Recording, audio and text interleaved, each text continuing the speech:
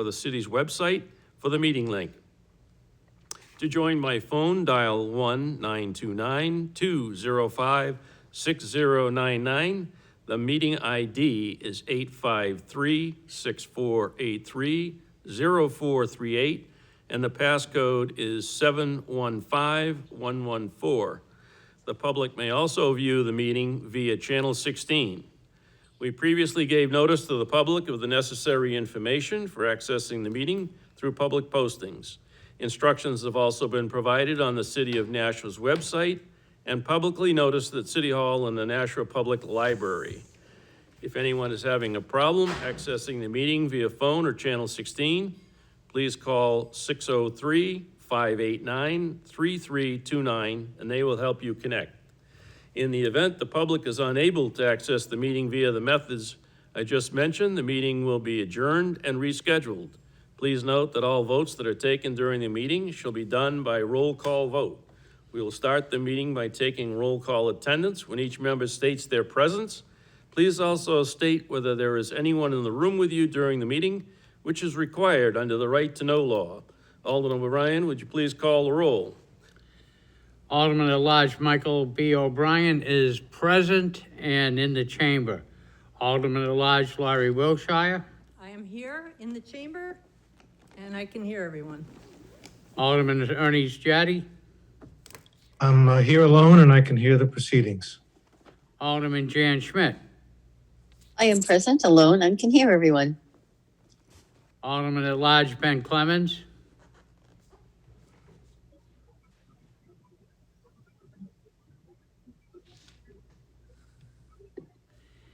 And our chairman, Alderman Richard Dowd. Yes, I am here and I am in the chamber. And Alderwoman Kelly will not be with us this evening. No. You have 5 members of the committee present. We have a quorum. Okay. Also in attendance, it appears that we have Alderman Linda Gathright. Let's see who else.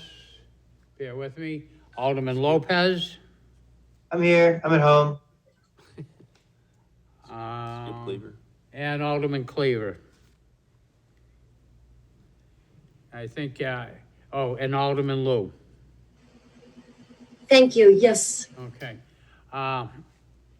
Also expected this evening, and I do see Lisa Foto, Public Works Director, Dan Hudson, City Engineer, John Ibarra, Superintendent of the Streets, Jason Popolo, Superintendent of Parks and Recreation, David Boucher, Superintendent of Wastewater, and Jeffrey LaFleur, Superintendent of Solid Waste. I see also in attendance is Director Cummings. Okay, thank you, everyone. Before we get started with the meeting of the business, we will have public comment on anything on tonight's agenda. Is there anyone from the public that wishes to be heard on things on the agenda this evening?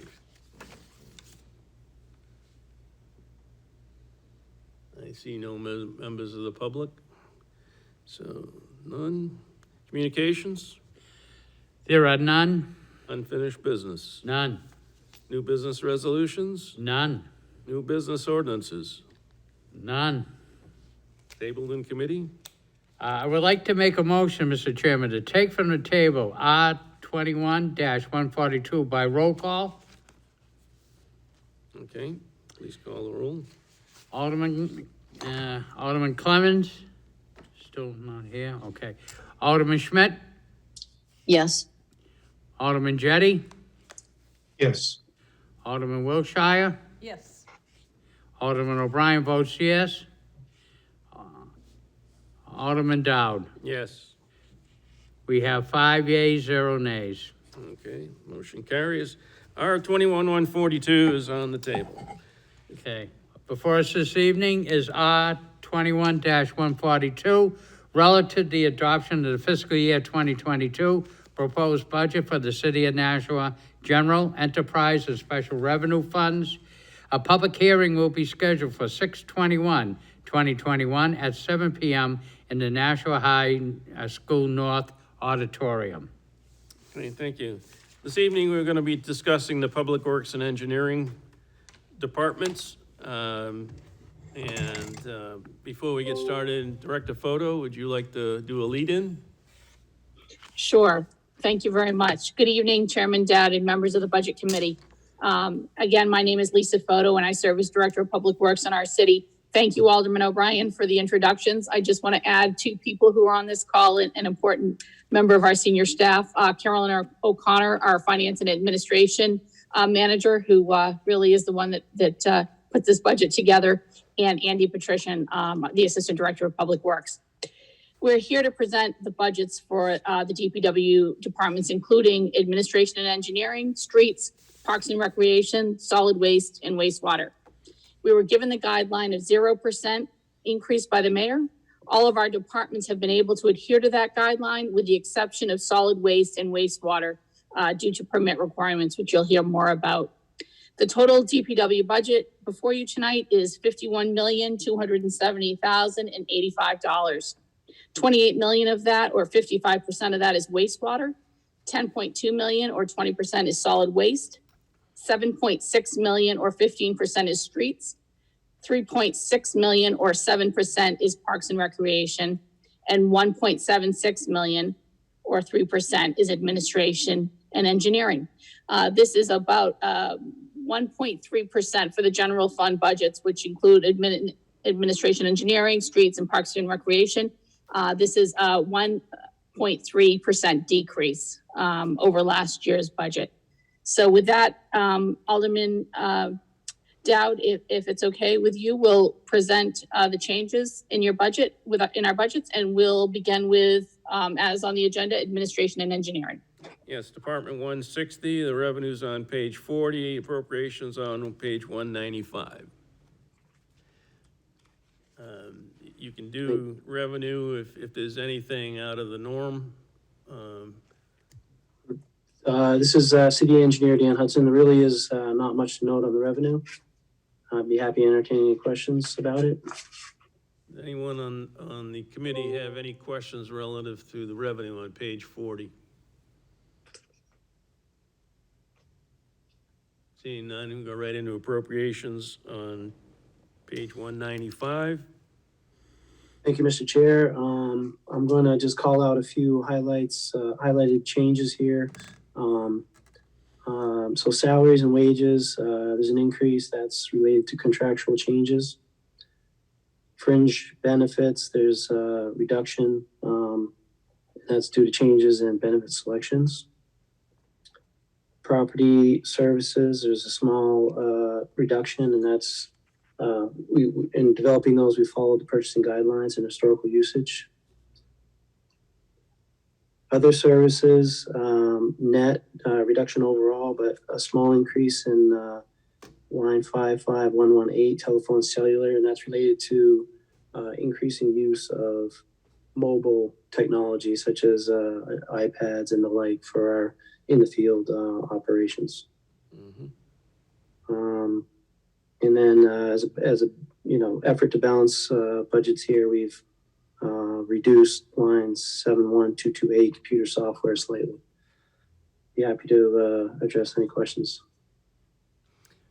Is there anything significant in your software reduction, or? No, not particularly. I mean, that varies some, but no, we just nothing critical. I mean, we are using more of the mobile technology, so that alleviates some of the software for the in-office. Rely less on that. Okay. Is there any of the committee members that have any questions really relative to the admin and engineering?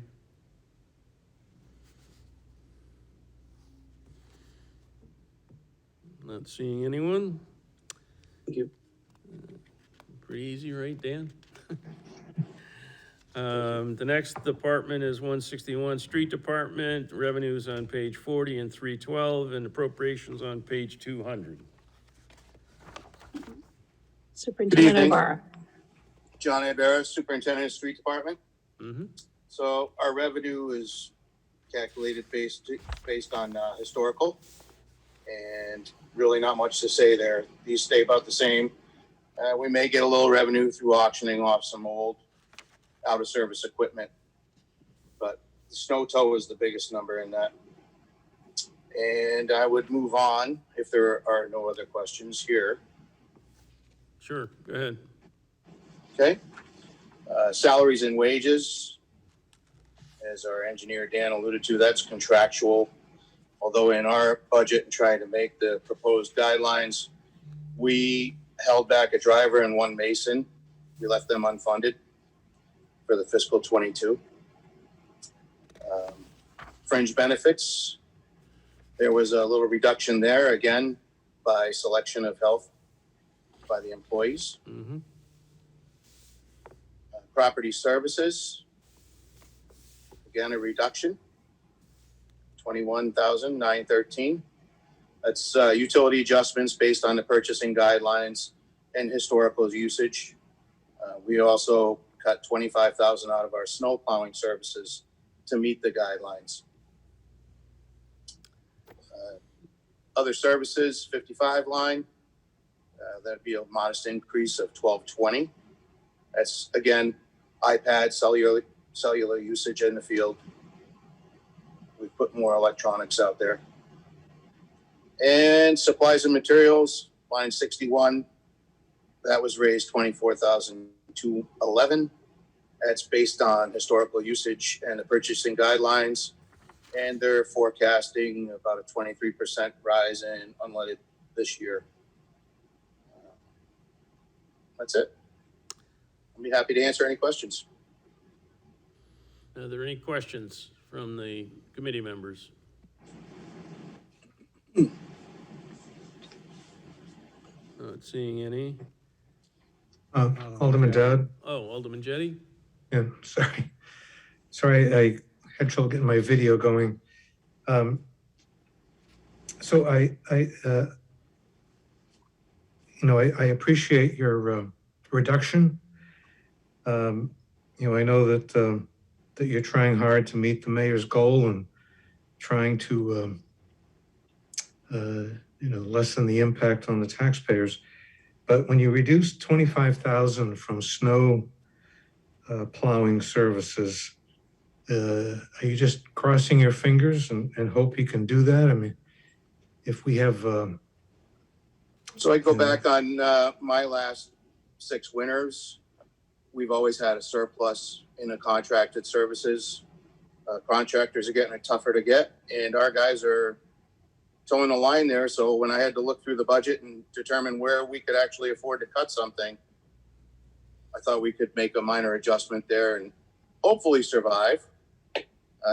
Mother Nature can throw her spin at you. You don't really know. So it's just a proposal based on historical. All set, Alderman Okay. Jettie? Yeah, if I could just follow up. Follow up? Sure, go ahead. Yeah, so I appreciate that. So you're saying that, based on recent history, you think you're going to be able to meet that goal, but if we do get a lot more snow than you anticipate, where will how do you handle that? Where would the money come from? John, So I have you want me to take let me just take a stab at this. So, and it's out of contracted services, Alderman Jettie, which we haven't really dipped into much in recent years. We've been plowing most of our snow with our city staff. So it's really a fund that we really haven't tapped into much. We've had a really difficult time finding contractors. So that's why we felt comfortable cutting that. The other thing is we do have a trust fund that we could tap into that has about $300,000 or $350,000 in it if we absolutely needed it. But we've done a pretty good job of providing service with our own city staff in recent years. So that's why we felt comfortable. We just really haven't used it. Is that a trust In the fund past or few a years. special revenue account? It's a special revenue account, I believe. Okay. I'm not sure. Carolyn, you want to jump in? It's a trust fund and the Trust Board of fund, Aldermen are thank you. agents to expend. Okay. As I know, typically if we have monies left over in the budget, we did have a light snow year, we put that money aside for years that go way over. So Right. it appears like we have a decent amount in that account right now. Correct. we haven't had to replenish it in the last couple of years, but you're right, Alderman Dowd, we have replenished it. Probably 3 or 4 years ago, we needed to, because we had to tap into it when we had a heavy snowfall. Okay. Any other questions? Chairman Dowd, Yes, Alderman Lopez. I had a question for Director Photo through the chair, if possible. Sure. Can you describe to me what the method for finding subcontractors is? I'm just wondering, in the event that we do start to see heavy snowfall, I guess there's a second part of my question. My assumption would be that subcontractors might save us money if we started to get into trouble, but then is that the case? So I guess I have 2 questions. First is, what's the process for identifying and approving subcontractors? And then do they save us money when we use them? No, I wouldn't say that your first question was approving subcontractors. So all of the subcontractors are approved through our risk management department. That answers your first question, but it's been very challenging to find contractors in recent years.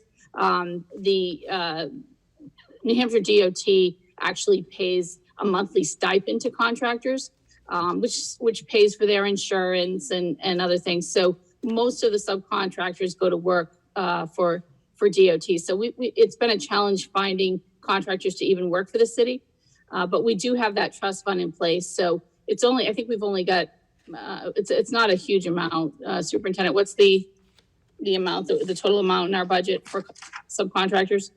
Contractors is 100,000. Yeah, so it's not a lot. 75. Yep. So if we ever did, we're able to get contractors, we could always tap into that if we needed to. Just a follow-up, if I may. Yes, go ahead. Is that process, you mentioned it was through risk, but do they apply through the RFP process we have? Like, there's a post down in the basement, or is there somewhere online? Like, how does someone even as a subcontractor know I go to the city and do that?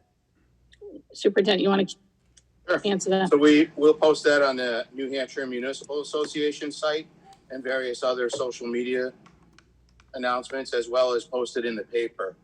So when we get an interested candidate, we'll interview them, see what they have for assets and personnel. And if we're going to move forward, we'll actually bring them in with their equipment to our fleet department, go through their equipment to make sure that it's going to hold up. It's decent stuff. And then we will have them go through risk. And if they meet all the qualifications and all the requirements, we'll put them on. And we'll call them when we need them.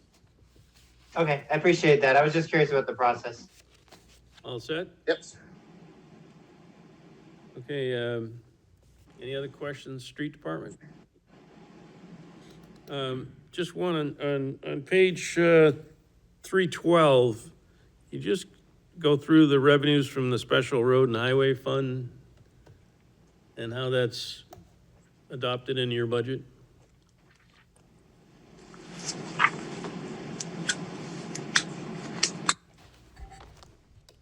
Because that seems to have increased by, it looks like, a significant amount in accumulated earnings. Could I take that? That Carolyn? That's fine. Yeah. Hi, it's Carolyn O'Connor, the Finance Administration Manager. This is actually the fund that the highway block grant goes into, and motor vehicle permit fees that accumulates to be able to pay the debt service on the paving. This is not streets, Okay. like budget. All right, very good. All right, that, I think addresses street department, unless there are any other questions. All right. The next is Department 177, Parks and Recreation, revenue on page 41, 301, 302, and appropriations on page 205. Jason? Good evening, everybody. On page 41 of revenue, there's been no substantial changes or any changes at all. Mm-hmm. But if you turn to page 301 of revenues, you'll see at the top in both lines of camps and trips. First with camps, 44,549. We've decreased that a little bit. It's mostly, I believe, to align with where we can see this year trending after the pandemic. And that's much the same with the line below that, 44,549, with trips is actually increasing. That we can, it's just a forecasted estimate on what we think we could do. This past year, if you looked, didn't have a lot of revenues, but that was pretty much industry standard for recreation side of things with the pandemic. In terms of revenues, that's all we have. There's one change for appropriations on the same page of 301, with recreational supplies going from 14,000 to 10,000, just to help manage the budget and lower the budget. It was a line that sometimes wouldn't be completely spent, so that's just my knowledge of the history of it on why we lowered that. But that's really it for revenues. In terms of both on page 302 also, there were no changes for revenues. Okay. If there's any questions? Any questions from any of the board members? Alderman Jettie? Yes, thank you, Mr. Chairman. So the rental of Holman Stadium for like the Silver Knights, where does that appear in here?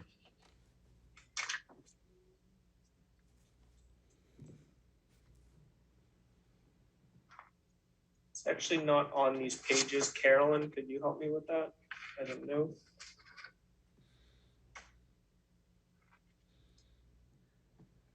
The Holman Stadium is under the Holman Stadium Events Fund, which is page 302.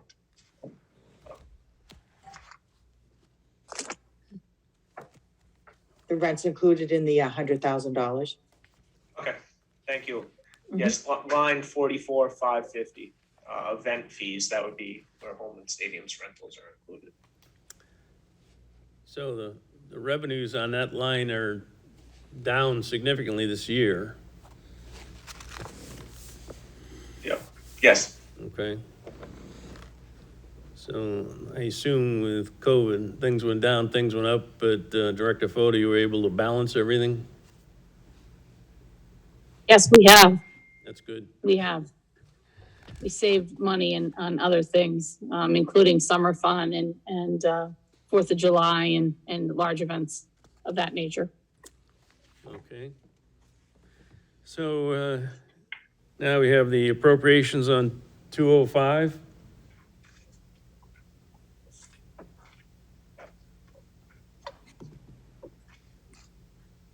Any questions? Were there any further questions for revenues?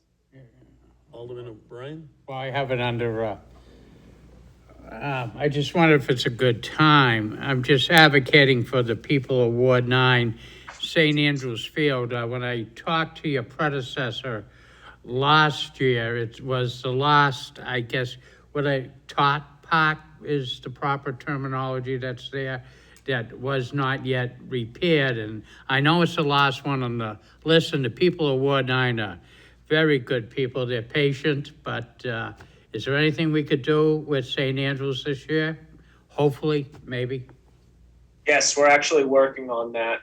We have some funding that we're looking to transfer from another project, and that's going to be one of the first items that are done. So we're already starting to look at just some in-house planning for what we can do in terms of replacement of equipment or improving the overall area. But that is planned for hopefully this fall we're looking at. Outstanding, thank you. Yep. Okay. And it looks like your appropriations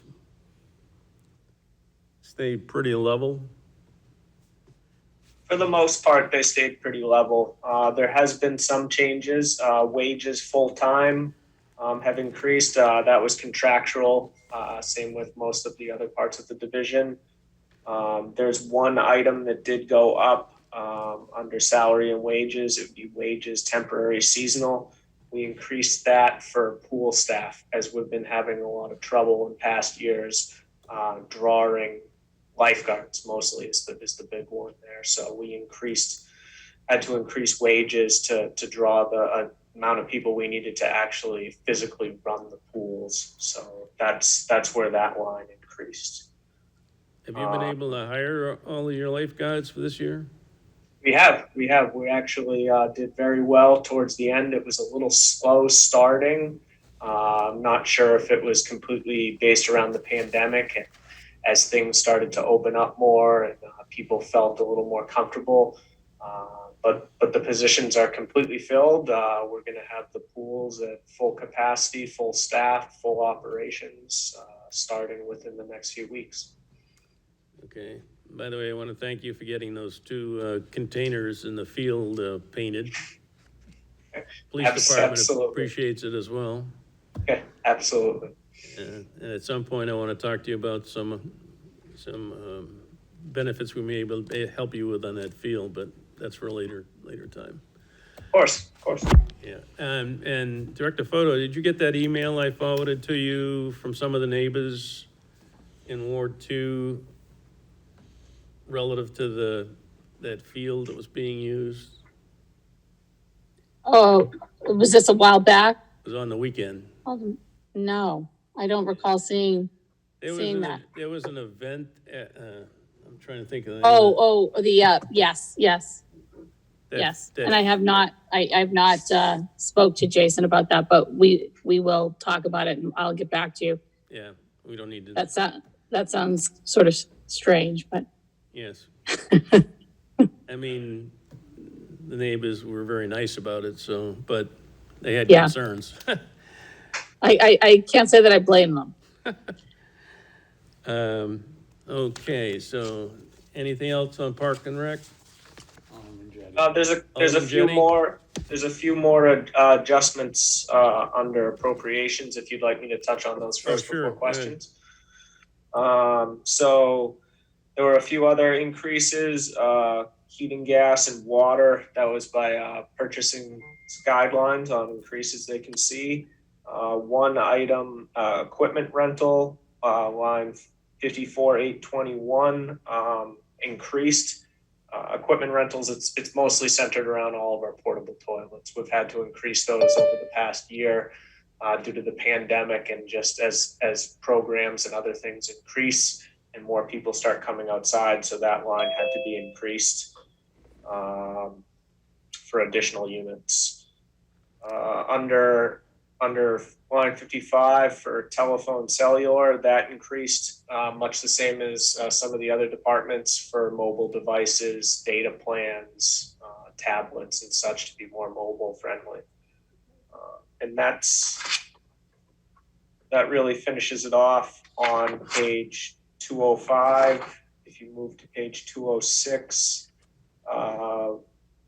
one of the increases, fuel unleaded, that was purchasing guidelines, much the same as John from Streets went over about the increases that we forecast for fuel costs. And then we lowered our budget for playground equipment, 71,625, from 15,000 to 14,000. Around it's just trying to help with the budget, something that we weren't spending a ton on historically from my understanding, and just a small number that we feel comfortable that we're able to adjust. Okay. But that's it. I'm open for questions if anybody has any. Anyone have questions? Alderman Jenny? Yeah, thank you, Mr. Chairman. Yeah, so in getting back to Holman Stadium and the Silver Knights, I know that a lot of people think it's a great thing for the city to have the Silver Knights. It's a great source of entertainment for people, but, and my family went there, this weekend, and, I was amazed, disappointed that there were so few people there. And it's quite an operation. There was a rain delay. We watched, them, roll out, this giant tarp that covers the infield, and then when the rain stopped, they rolled it back up and were able to play. The field looked to be in excellent condition. And I'm just wondering, it seems like we point to pride with pride at Holman, and I'm just wondering if it's still a good deal for the city. The amount of, I don't know how much money we're spending on providing that field for the Silver Knights and how much they're paying us. And, I know that a lot of their success depends upon concessions and people buying stuff there. So have you had a chance to look at that? And do you have, people ask me, whether it's a good deal for the city to keep continuing to provide that facility for them. I can only speak in my short time here, but I do think that there is a value to the city in that, both in what we're able to draw in and what it is for the public. I think we're starting to see a lot more in numbers. While they do look small, we're seeing a lot more than what we saw last year. Last year, the whole season was only at 25% capacity. Right now, we're operating at 50% capacity, and I could see that increasing before the end of the season, along with other events that are going on inside of Holman that will help draw in some of the Silver Knights concessions. We're looking at having fireworks back in Holman Stadium this year, and all of the concessions will be open for that at 100% capacity. So there's going to be a lot more, and I think that it's just people getting more comfortable and coming out and knowing that everything's open and going. So in terms of what we spend on the facility itself, in terms of facilities similar to that in the sports turf or professional league facility level, we do not spend entirely as much as some others, and we're still producing a very good product that I think a lot of people are happy with, and I'm happy with condition wise for what it is and its age. So I think that there is a good value there for what we're putting into it. Don't we also have the two high schools that use that field? Yes. They use it extensively. Yep. And the high schools Legion. use the Legion. There's a lot of other events that typically go on there for the community. PAL puts on a lot of events there.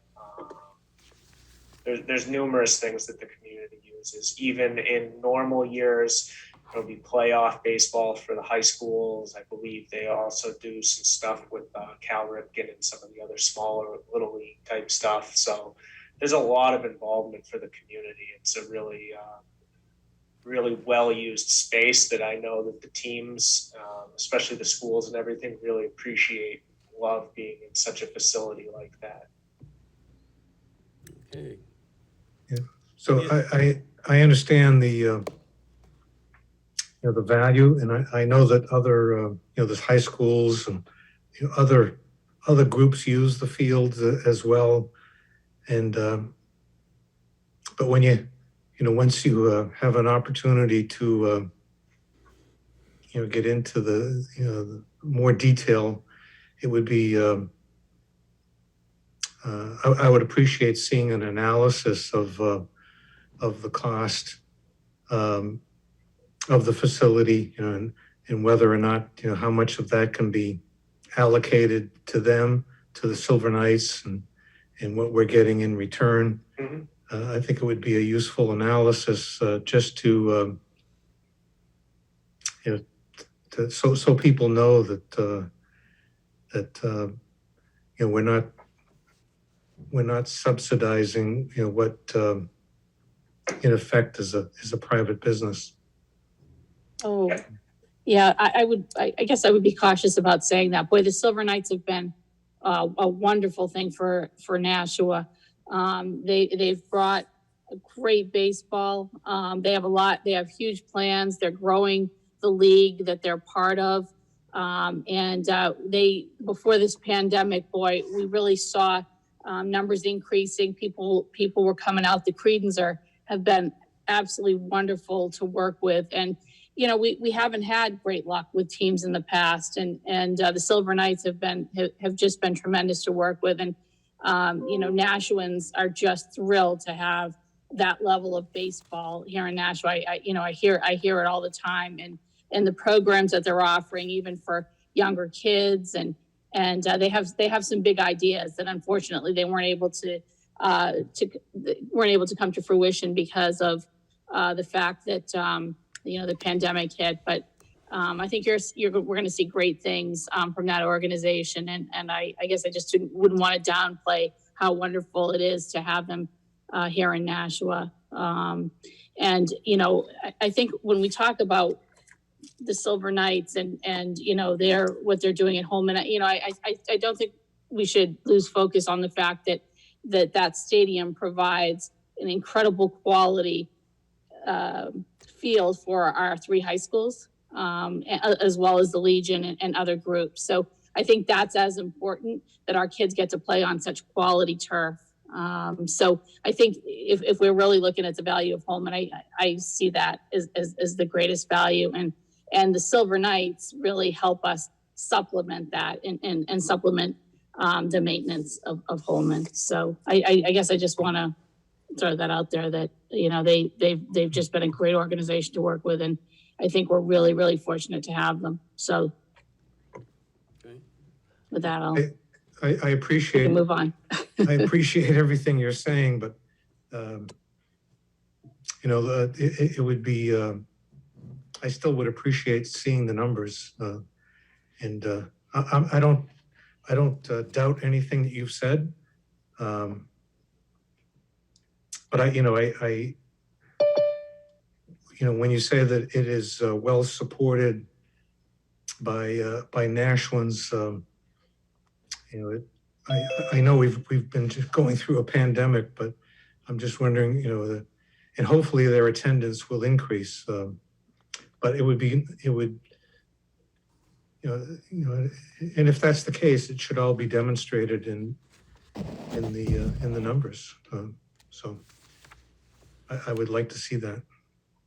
We can Thank you. certainly show you what the total cost is of operating Holman, but we don't allocate it towards, you know, this much for the high school, this much for the, you know, it's just really just a total cost of operation.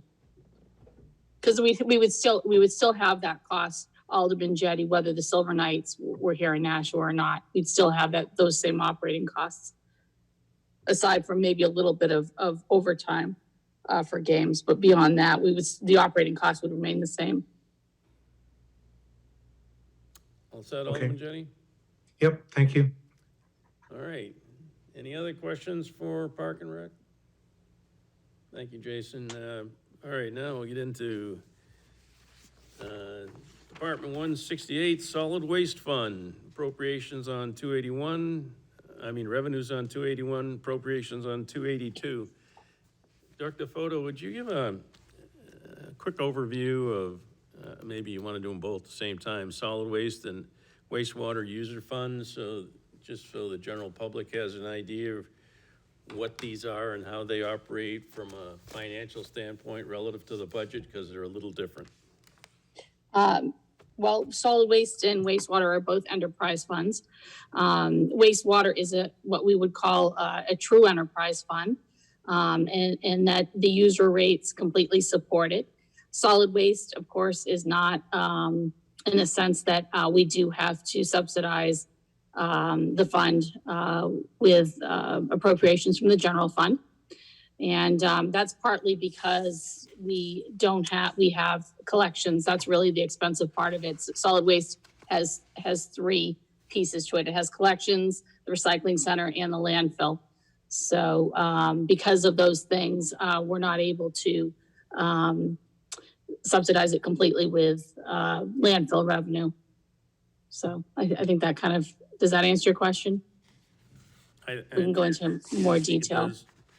And so we'll go right into solid waste. Thank you. Jeff LaFleur, Superintendent Solid Waste. Thank you, Director, for going through that. My revenues pretty much are just an average of over the years what we usually take in, so that it's an average. If there's any questions to the revenues, I can go over that real quick. If not, I can go into the appropriations.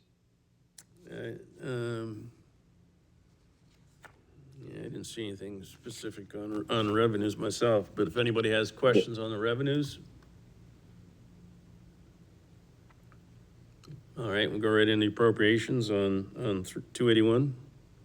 Yep, excellent. My changes actually start on page 282. Salaries and wages, that's contractual, like everyone else has said. Fringe benefits, same thing, 5,200. It's all contractual. One change that you see on page 282 out of professional technical services, 5,300. It's just a transfer of monies. I'm just trying to clean up my budget, make it a little bit easier to read. I'm moving that from there down to 5,500 other services. You'll see that down on a different page. 282, 5,400, my property services. That's utilities, purchasing guidelines also. The other contracted services on page 283, that's the 5,500. That's the changeover from that one just up above. I just moved it into that account just to clean up my budget a little bit. 6,100 supplies, that's our fuel increase, that's the purchasing guidelines also. And also increase in construction materials. 7,500, that's the debt service, that's a decrease, some of our debt's going away. Page 284, 8,900 transfer to closure fund, that's my permit driven.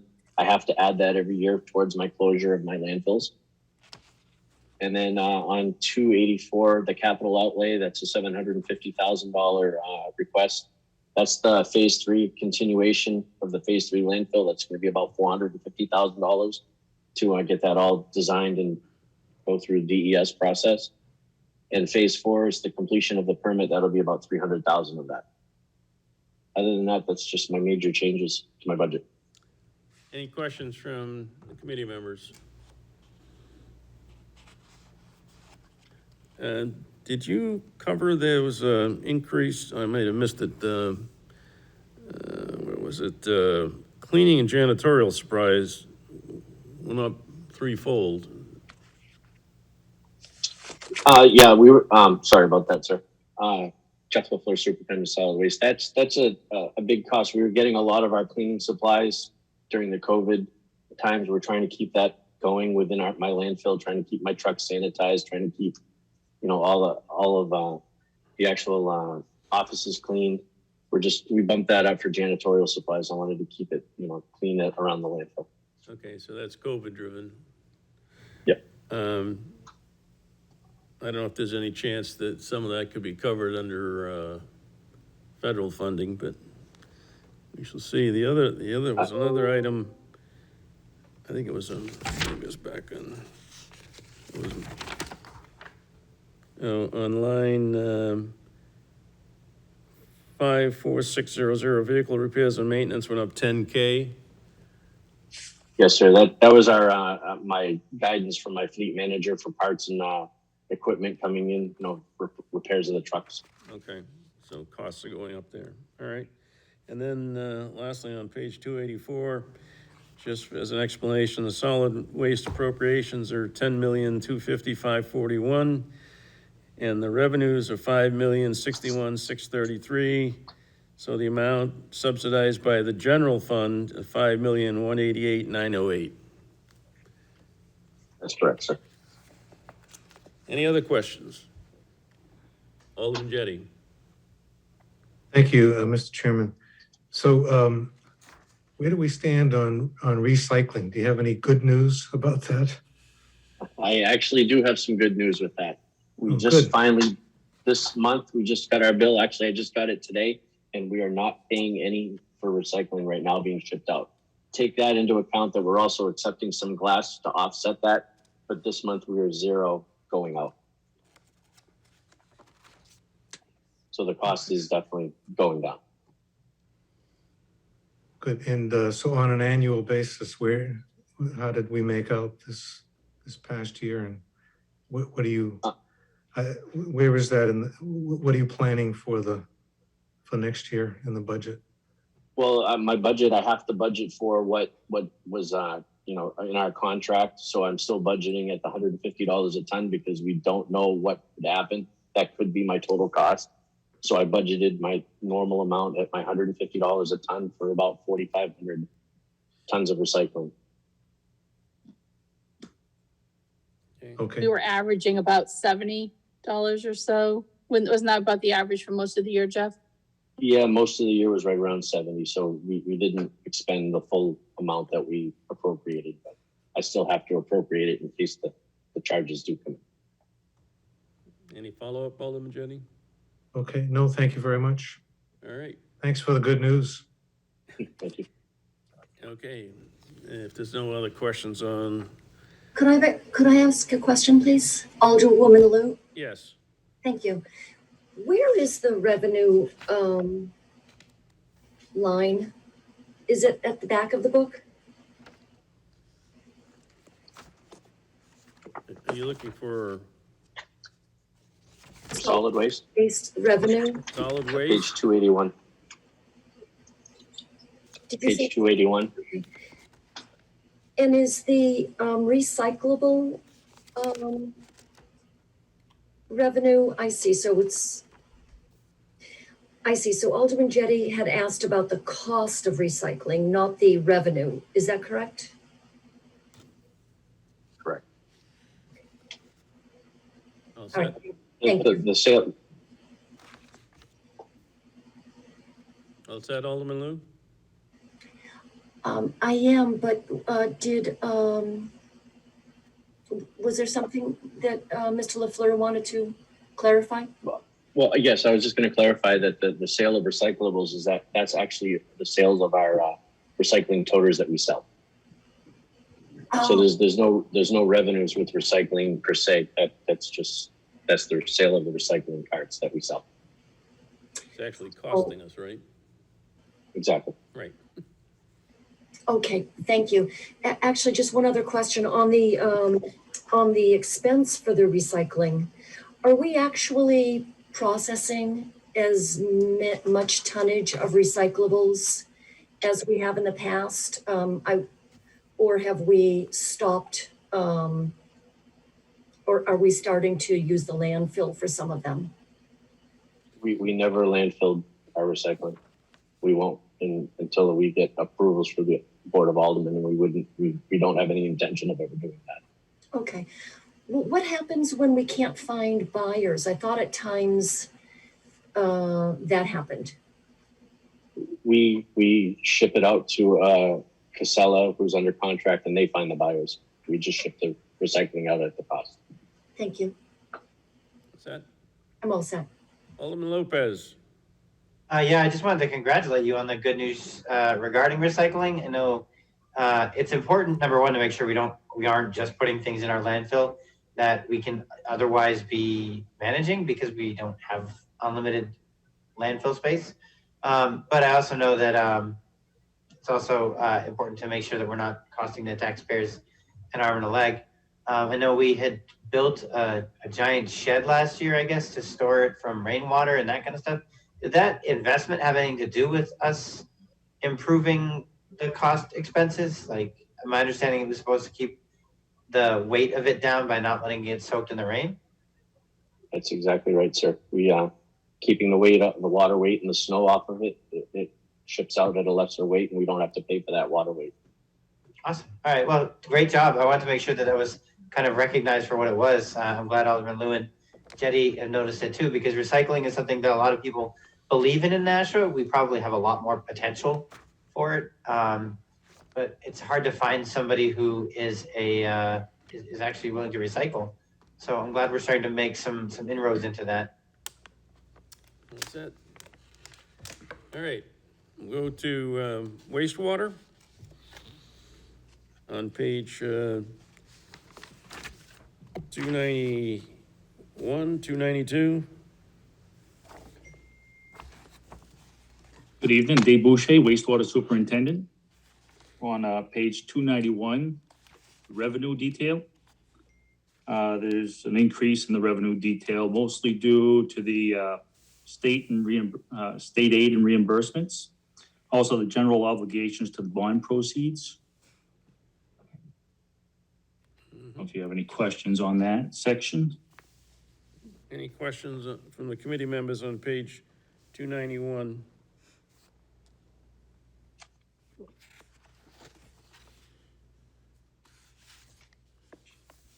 I do have one question on the 45875 Hudson Capital Contributions. It looks like it was cut in half.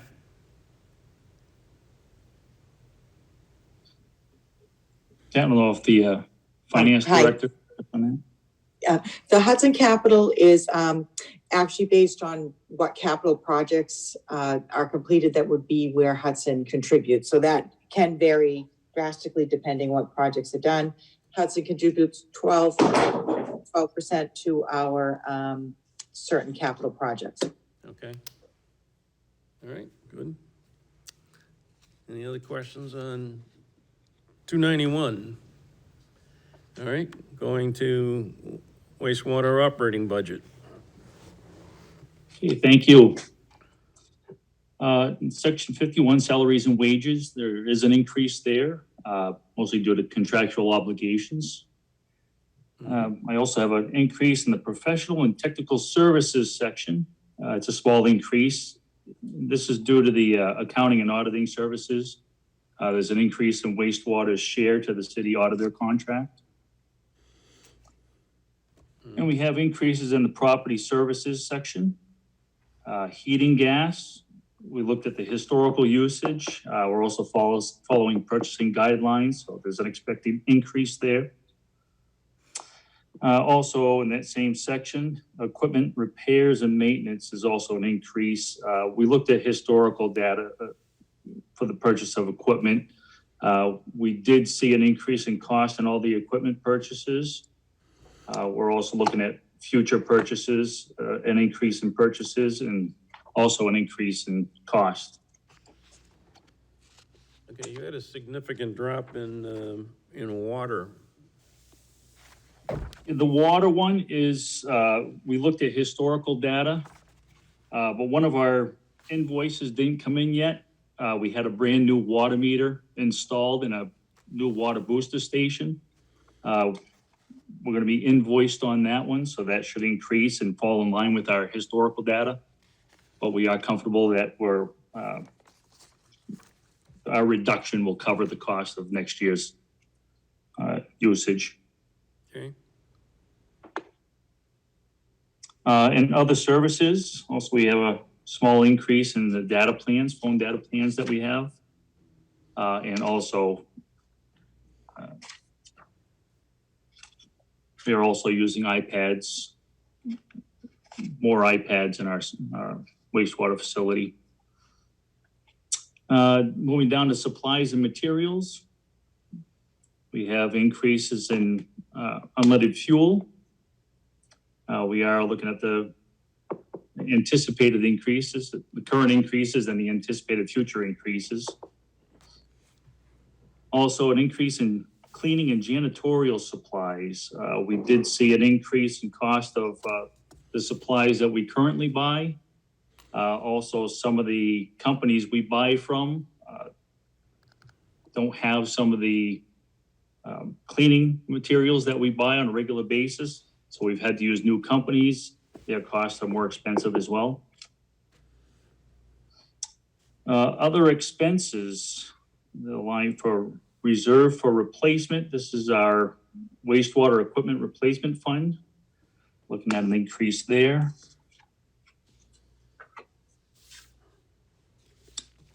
And also an increase in our infrastructure improvement under capital outlay. I can take any questions. All right, under your 81, 200. Last year you budgeted 550 basically, and you've got a budget for 525, which is a little less this year, but to date, we've only spent 71,458.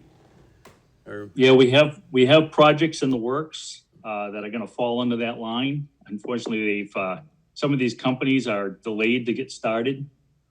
We are working on it, but there are improvements coming. We have equipment that needs to be installed in our blower building, supply fans that is gonna use up a lot of that money, Okay, and other improvements as well.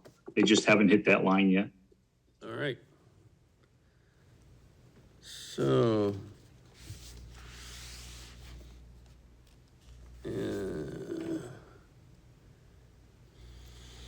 Are there any other questions? Are you all set with that? Are there any other questions on wastewater? Mr. Chairman? Alderwoman Lou? Yes, Alderwoman Lou? Thank you. Mr. Bushy, I apologize. How do you pronounce your name? Boucher? Oh, thank you. Mr. Boucher, what did you say the reserve for replacements is for? The wastewater equipment. It is all of our equipment throughout the facility, mostly over $10,000. We do have a list of all the equipment and its lifespan, so we can replace it in a timely fashion before it fails. Okay, thank you. That's all. Failures are not an option. No, it's not. Needs no more explanation. Any other questions on wastewater? Did you want to just address your projects to be funded by bonding for 22? Yeah, I can go through some of those. We have some on page 296. Yeah, just significant ones. Yeah. So some of these are permit driven. Like if we look at, go down here. We get a capacity management, that's a rather large one. It's called a capacity management operation and maintenance program. So that's kind of an ongoing program that's required by the EPA. And that is to basically looking at your assets on the ground, doing any repairs that are needed, any sewers that are in disrepair. We go through the entire city. There's over 400 miles of sewer that need to be repaired. So we do it over a span of several years. Slip lining. We also televise. So that would cover that. Phosphorus removal. That would be a permit-driven one. We have a permit that is currently being looked at by the EPA. It's in its draft, not so much draft form. We just had to reapply for it. So when we receive that new permit, we're expecting a phosphorus limit. We will have to treat for phosphorus at low levels. So we would have to build some type of chemical addition process at the wastewater plant. Those are the larger ones. We do have some in here that are just to keep the facility up to date. If I look at like the plant fire alarm upgrades, currently we don't meet code. This would be to make all the fire alarms throughout the facility addressable per requirements of the fire department. Plant dry well valve replacement. These are our largest valves in the facility, which will require a complete bypass of the wastewater in order to replace these valves. The slide gate on the Merrimack Valley intersection. Oh, go ahead. I was gonna say, just for the members of the public that won't know what CSO stands for, could you just? Oh, yeah, that's the combined sewer overflow. It's, we have several sites throughout the city we maintain. Some of them actually have like a screening and disinfection facility, which treats the flow that leaves that CSO. It's, there's if the sewer becomes overwhelmed, there's relief points throughout the city that would relieve it into the river during extreme rainfalls. Okay. And the plant Class A biosolid upgrade, that would be also to meet permit regulations. Regulations are getting tighter and tighter with how we get rid of our sludge. Currently, we land apply it on farmlands. This is a process that would dry the sludge even further. Right now, we have a Class B biosolid. This would make it a Class A. It would allow us to land apply it and give us better options of where to land apply it, should the option of land applying it on farmland become obsolete. Mhm. I don't know if you want me to kind of go on with any others, or? I think that's good. Does anybody have any questions on those? Alderman Jettie? Yeah, I'm sorry. Did I misunderstand you? Did I hear you say something about we televise?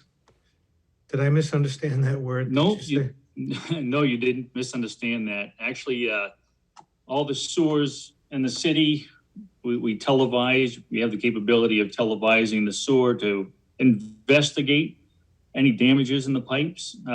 We have a crew that does that, but we also hire crews that do it. They have to televise the sewer main before it is lined so they can assess where all the services come in and mark them out. They determine if any repairs need to be made before the sewer is slip lined, should we choose to go that route. But yeah, and then they televise it afterwards. And we have a database we keep of all the video. Go ahead. I was just gonna say, another word for that would be to camera the lines, which Yeah. probably sounds.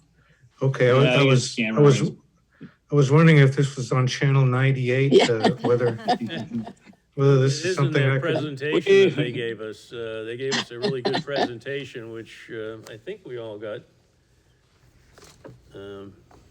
But it detailed the camera work very, very well. So, or maybe Dan gave that presentation. I'm not sure. Yeah, Maybe. yeah. Yeah. So, We got all the video you could want if anybody wants to That's see right. it. get all the pictures, yeah? Be happy to share. Get a bag Okay. of popcorn. Are there any other questions for the Department of Public Works budget? Alderman Oh. Jettie? Yeah, I had, so I kind of, remember, I don't know if I remember this correctly or not, but, I remember there was talk about at the landfill, recapturing methane and using it in some manner so that we could, recoup some of that expense. And I've heard talk about, solar panels maybe being located there. And then I don't know if I remember that the wastewater treatment plant also generated some kind of gas. I don't know if that's methane as well, and whether that's being used to offset some of the cost of heating or can anyone Yeah, I can respond to that? speak to the wastewater facility. Yes, we do generate methane gas. It's a natural byproduct of our sludge, of our anaerobic digester. Currently, we have a project upgrade going on. We installed 2 Caterpillar generators to burn this methane gas and generate power, heat to supply heat to our digesters, and in turn, we'll have cost savings. So yes, those are currently, we're waiting on approval from the state to put this facility into our air permit. And then once we get the go-ahead from that, we just got some punch list items on the project that need to be finalized, and we'll be up and running. And at solid waste, are we doing something similar there? Jeff? Yes, sir. As far as the methane, we're collecting the methane and we're selling that to EPP. We make a nominal amount of money on it, but we do make some revenue on that through the city. And is it also a way of I mean, I read that methane is bad to be released into the atmosphere. Is what we're doing lessening that impact? Oh, absolutely. We're under strict guidelines through the DES on emissions out into the atmosphere. We have to destroy all methane that's possible, and we have to do emissions testings quarterly.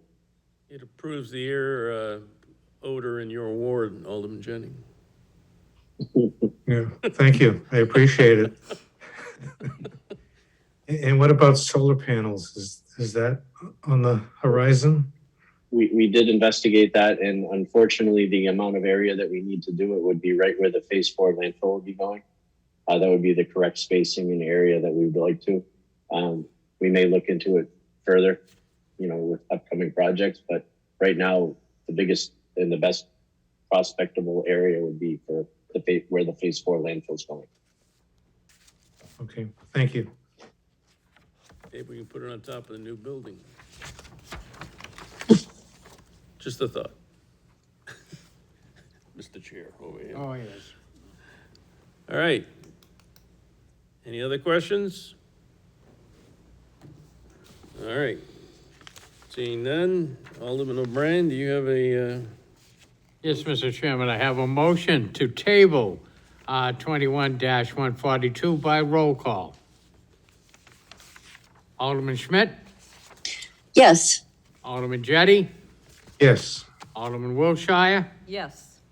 Alderman O'Brien votes yes, and Alderman Dowd. yes, Mr. Chairman, that's 5 yeas and 0 nays. motion carries and our 21-142 is back on the table. Thank you, Director Photo and everyone for presenting your budgets tonight, and have a nice warm spell as we're going through. So take care. Thank you. Thank you for listening. Yeah. Thank you. Bye. All right, general discussion. Hey. Any generals online? Seeing no generals, any public comment? I don't see any members of the public still on, so none. Remarks by Alderman? None. Non-public, we don't need one. Alderman O'Brien. Thank you, Mr. Chairman. I'd like to make the motion to adjourn by roll call. All right, call the roll. Alderman Schmidt, Yes. Alderman Jettie, yes. Alderman Wilshire, Yes. Alderman O'Brien votes yea, Alderman Dowd. Yes, Mr. Chairman, 5 yeas, 0 nays. and we're adjourned at 9:37 PM. Thank you, everyone.